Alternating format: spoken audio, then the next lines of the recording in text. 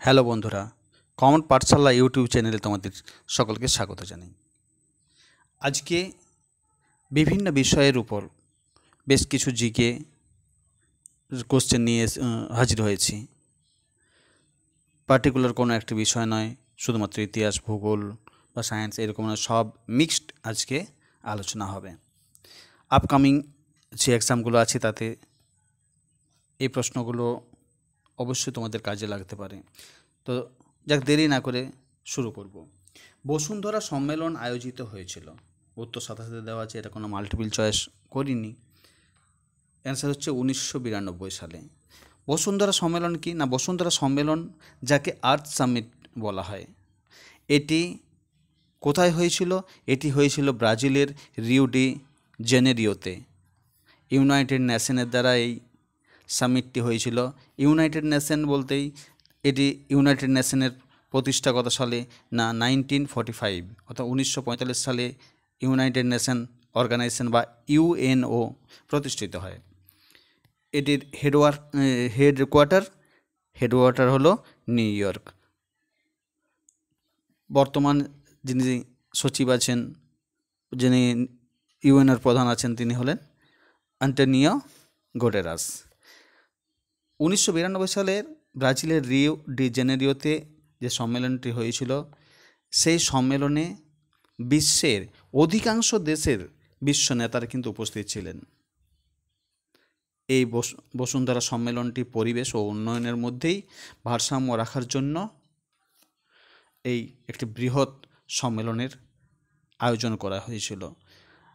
বলতে গেলে এটি হচ্ছে বিশ্বের সবচেয়ে প্রথম বড় একটি সম্মেলন। পরের কোশ্চেন দেখো, একটা সায়েন্স থেকে কোশ্চেন আছে। পিতলে থাকে, অর্থাৎ পিতল কি দিয়ে তৈরি? আমরা জানি পিতল একটি সংকর ধাতু। সেই পিতল তামা এবং জিঙ্ক দিয়ে তৈরি। কাঁসা বা ব্রোঞ্জ কি দিয়ে? তামা ও টিন দিয়ে হচ্ছে কাঁসা। আর জার্মান সিলভার, আমরা নামটা শুনেই থাকি, জার্মান সিলভার, সেটি হচ্ছে তামা, দস্তা ও নিকেল দিয়ে তৈরি জার্মান সিলভার। কিছু কিছু পরীক্ষা আসে যে জার্মান সিলভারে কত শতাংশ সিলভার থাকে। এখানে কিন্তু উত্তর হয়ে যাবে মানে 0% বা 0%, কারণ জার্মান সিলভারে কোনো সিলভার থাকে না। পরের কোশ্চেন, কবুলিয়ত এখানে অফ হয়ে গেছে, কবুলিয়ত ও পাঠটা হবে। প্রবর্তন করেন কে? উত্তর শেরশাহ। কবুলিয়ত এবং পাট্টা এই দুটো কি জিনিস না, ভূমি রাজস্ব দপ্তর থেকে এই দুটো জিনিসের প্রচলন করা হয়েছিল শেরশাহ সুরির আমলে। শেরশাহর দ্বারা, অর্থাৎ সরকারের দ্বারা, যখন প্রজাদেরকে কোনো জমি দেওয়া হতো সেটাকে বলা হতো পাট্টা, এবং তার বিনিময়ে যখন সরকার কৃষকদের কাছ থেকে বা প্রজাদের কাছ থেকে তার প্রাপ্তির স্বীকারপত্র নিত, সেটা হচ্ছে কবুলিয়ত। এটা কে চালু করেছিলেন না শেরশাহ। শেরশাহর একটি গুরুত্বপূর্ণ জিনিস হচ্ছে তিনি তৈরি করেন সড়ক ই আজম, যার বর্তমান নাম জিটি রোড। পরের কোশ্চেন, গুর্জর প্রতিহার বংশের প্রতিষ্ঠাতা। এখানে বেশিরভাগ জায়গায় নাগভট্ট ওয়ান বা নাগভট্ট প্রথমকে বলা হয়, যদিও কিছু কিছু জায়গায় হরিশ্চন্দ্র বা হরিশ্চন্দ্র এই নামটিও পাওয়া যায়, কিন্তু নাগভট্ট ওয়ান যদি থাকে তাহলে কিন্তু উত্তর হবে নাগভট্ট ওয়ানে। গুর্জর প্রতিহার বংশের প্রতিষ্ঠাতা কিন্তু প্রথম নাগভট্ট বা নাগভট্ট ওয়ান। এরপর আর্য সমাজ প্রতিষ্ঠা করেন। এই বিভিন্ন রকম সমাজ প্রতিষ্ঠা করার ব্যাপারে কোশ্চেন আসে, যেমন আর্য সমাজ দয়ানন্দ সরস্বতী 1875 সালে, প্রার্থনা সমাজ আত্মারাম পাণ্ডুরঙ্গ, আত্মীয় সভা রাজা রামমোহন রায়, এগুলো কিন্তু আমাদের মনে রাখতে হবে। এরপর ভারতের দক্ষিণতম স্থান হলো উত্তর ইন্দিরা পয়েন্ট। এই দক্ষিণতম স্থান নিয়ে দুটো আমাদের গুলিয়ে যায়, এর আগের ভিডিওতে আলোচনা করেছি সেটা। এটা হচ্ছে ইন্দিরা পয়েন্ট এবং কন্যাকুমারী।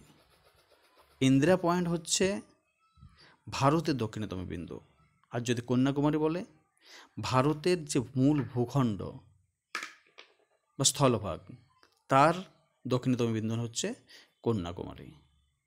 পূর্বে আছে কিবিতু, পশ্চিমে আছে গুয়ারমাথা বা গুয়ারমঠ, আর উত্তরে আছে ইন্দিরাকোল।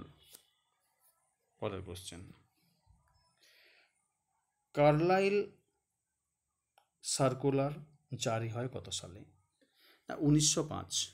1905 সালে কার্লাইল সার্কুলার জারি হয়। না, কার্লাইল সার্কুলারটা কি?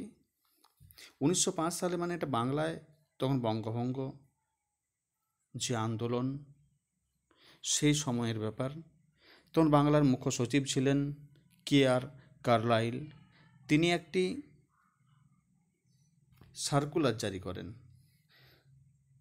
যে সার্কুলারে বলা হয়েছিল না বঙ্গভঙ্গ বিরোধী আন্দোলন ও স্বদেশী আন্দোলনের যে প্রেক্ষাপট, সেখানে যে ছাত্রদের ভূমিকা বা ছাত্রদের যে আন্দোলন, সেই আন্দোলনকে থামানোর জন্য তার উপর বিধিনিষেধ আরোপ করা হয়েছিল, এবং ওই ছাত্ররা যাতে এই বন্দে মাতরম যে ধ্বনি এটা যাতে তারা দিতে না পারে, এই সবের বিষয়কেই কেন্দ্র করেই তৈরি হয়েছিল কার্লাইল সার্কুলার। পরের কোশ্চেন, সাম্প্রদায়িক বাটোয়ারা নীতি ঘোষণা করা হয়। উত্তর হচ্ছে কবে? প্রশ্নটা কবে? না 1932 সালে। সাম্প্রদায়িক বাটোয়ারা নীতি, না এটা ব্রিটিশ প্রধানমন্ত্রী 1932 সালে তৎকালীন ব্রিটিশ যে প্রধানমন্ত্রী রামসে ম্যাকডোনাল্ড ছিলেন, তিনি ভারতে ডিভাইড অ্যান্ড রুল, তার মধ্যে যে হিন্দু এবং সংখ্যালঘুদের মধ্যে বিভেদ ছড়ানোর জন্য, সাম্প্রদায়িক সম্প্রীতিকে নষ্ট করার জন্য, মূল কথা তাদের মধ্যে ঝগড়া লাগিয়ে দেওয়ার জন্য হিন্দু এবং সংখ্যালঘুদের আলাদা আলাদা নির্বাচক মণ্ডলী গঠনের মধ্য দিয়ে এটা করেছিলেন।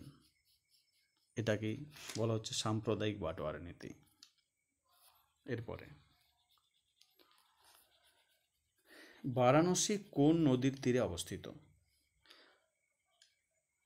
কিছু কিছু শহর, প্রধান শহর কোনো না কোনো নদীর তীরে অবস্থিত, বেশিরভাগটাই সেইভাবে কিন্তু আমাদের কোশ্চেন দেওয়া থাকে। মূল শহরের নামগুলো এবং সেই শহরগুলো কোন নদীর তীরে অবস্থিত এগুলো আমাদের মনে রাখতে হয়। যেমন বারাণসী হচ্ছে গঙ্গার তীরে, এছাড়া গঙ্গার তীরে হচ্ছে হরিদ্বার, ঋষিকেশ, কানপুর, এলাহাবাদ, পাটনা এবং কলকাতাকে যদিও গঙ্গা বা ভাগীরথী যেটাই হোক বলা যায়। যেমন দিল্লি শহরটা হচ্ছে যমুনা নদীর তীরে, আবার সুরাটটা তাপি নদীর, গুয়াহাটি, ডিব্রুগড় এগুলো হচ্ছে ব্রহ্মপুত্র, আহমেদাবাদ সেটা হচ্ছে সবরমতী, বা জলপাইগুড়ি, পশ্চিমবঙ্গের যে জলপাইগুড়ি সেটা তিস্তা এবং করলা নদী, হায়দ্রাবাদ মুসি নদী, কটক হচ্ছে আবার মহানদী, শ্রীনগর এটা আসে পরীক্ষার মাঝে মধ্যেই, শ্রীনগর হচ্ছে ঝিলাম নদী। এগুলো কিন্তু আমাদের জেনে রাখতে হবে।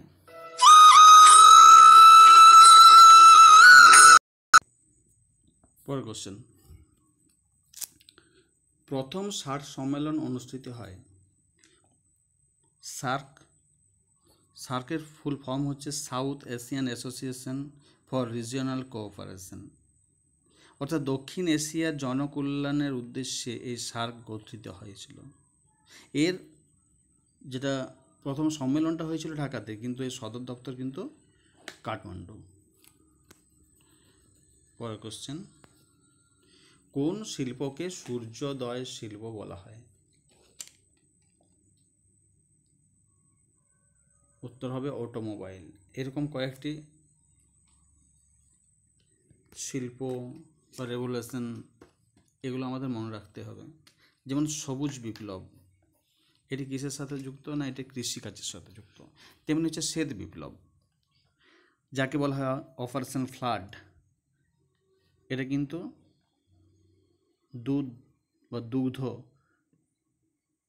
উৎপাদন, যেটা সে দুগ্ধ উৎপাদনের সাথে যুক্ত অপারেশন ফ্লাড বা শ্বেত বিপ্লব।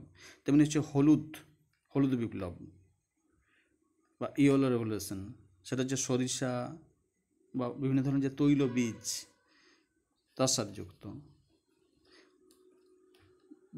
কালো বিপ্লব বা ব্ল্যাক রেভলিউশন, এটা হচ্ছে অপরিশোধিত যে পেট্রোলিয়াম তেল আছে তার সাথে যুক্ত। ধূসর বিপ্লব, যেটা সারের সাথে, যেটা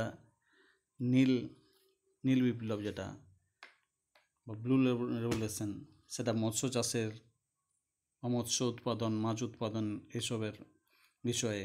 যেটা গোল্ড বিপ্লব, সেটা আলু, যেটা বাদামি বিপ্লব যেটা বলা হয় ব্রাউন রেভলিউশন, সেটা কফি, কোকো এই ধরনের সাথে যুক্ত। এগুলো কিন্তু আমাদের মনে রাখতে হবে। ঠিক আছে, আজ এ পর্যন্তই। যারা চ্যানেলটি সাবস্ক্রাইব করনি তারা দয়া করে চ্যানেলটি সাবস্ক্রাইব করে দেবে, লাইক করবে, শেয়ার করবে এবং কী ধরনের ভিডিও পেতে চাও অবশ্যই কমেন্টে জানাবে।